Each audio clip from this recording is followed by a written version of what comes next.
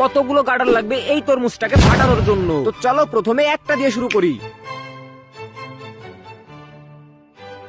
তো 50টা দেবার পর মনে হয় এটার কিছুই হয়নি। আমার মনে হয় তোমরা লাইক না করা পর্যন্ত এটার কিছুই হবে না।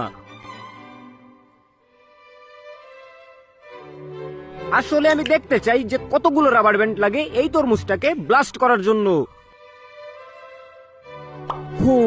তো সিরিয়াসলি এটা খুব কষ্টদায়ক। আবারও বলছি ভাই তোমরা লাইক করো, নইলে এটা কিন্তু ফাটবেই না। একটু দূরে সরতে হবে।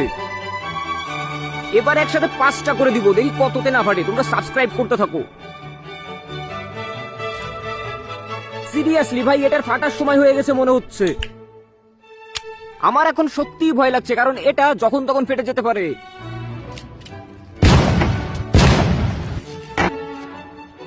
তরমুজটার কি অবস্থা হয়েছে? চলো কি খেয়ে দেখি। এখানেও থোকা।